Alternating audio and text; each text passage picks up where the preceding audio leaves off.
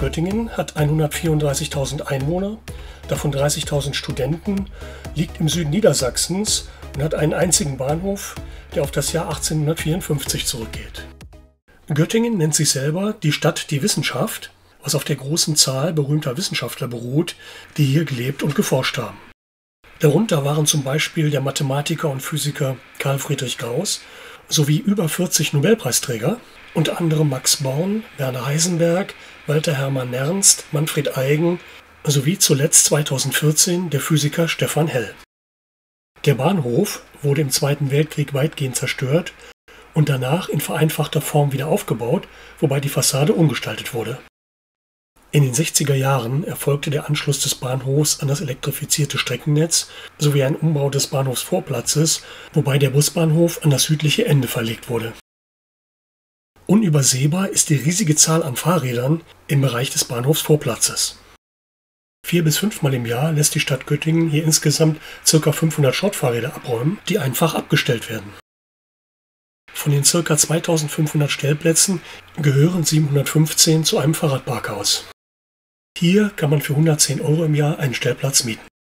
Das Fahrrad ist in Göttingen ein wichtiges Verkehrsmittel, das von 28% der Einwohner genutzt wird.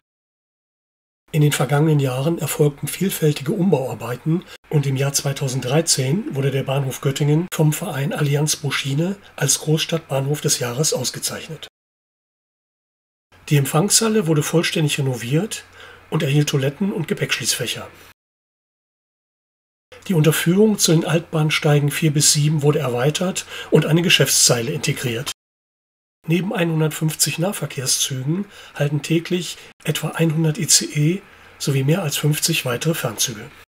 Die Bahnsteige sind über Aufzüge erreichbar, wobei diese bei den Gleisen 4 bis 7 gerade erneuert werden. Zu den Bahnsteigen C und D mit den Gleisen 8 bis 11 führen zusätzlich Rollstuhlrampen.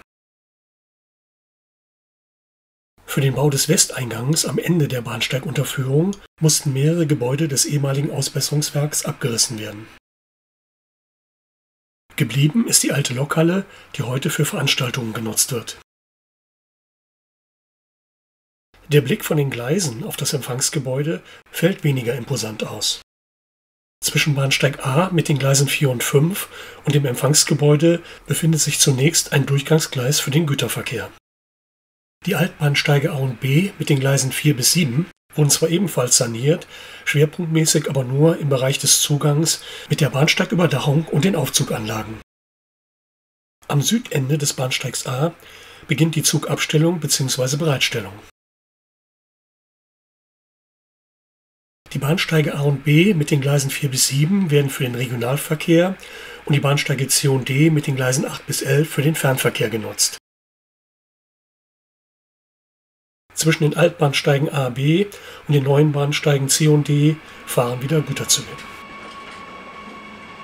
Gerade vor wenigen Tagen hat der Bundesverkehrsminister bekannt gegeben, dass der Bahnhof Göttingen im Rahmen eines Sofortprogramms zur Attraktivitätssteigerung von Bahnhöfen 110.000 € zur Verschönerung des Bahngeländes erhalten wird.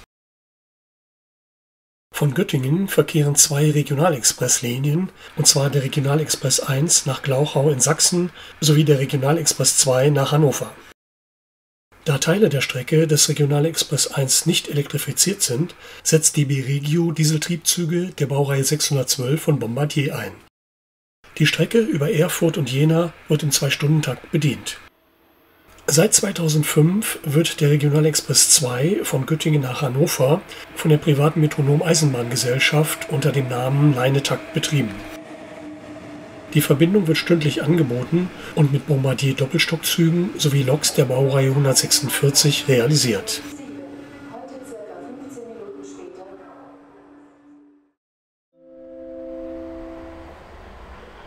Information zu RE2 nach Hannover Hauptbahnhof über Nörten-Hardenberg und Nordheim, Abfahrt 12:09 Uhr, heute von Gleis 11.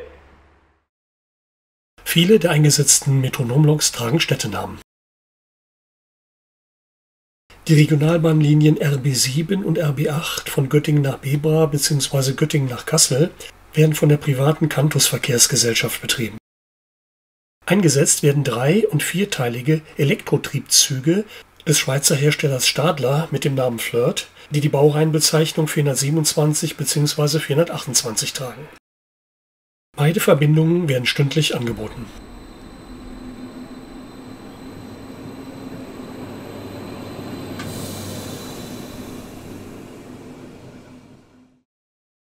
Die Regionalbahnlinien 80, 82 und 86 werden von DB Regio Nord im Rahmen des Dieselnetzes Südost-Niedersachsen mit Dieseltriebzügen des Typs Alstom-Coradia Lind betrieben.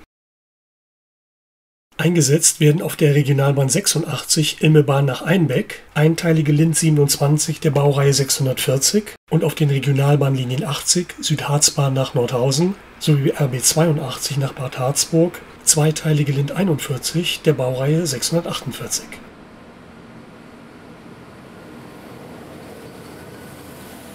Hier zu sehen ein Zug der Linie RB 82, die alle 2 Stunden verkehrt.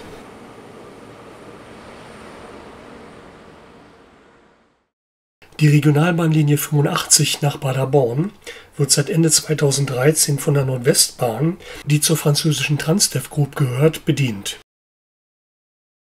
Für die teilweise eingleisige, nicht elektrifizierte Strecke werden dreiteilige Talentdieseltriebzüge der Firma Bombardier mit der Baureihenbezeichnung 643 eingesetzt.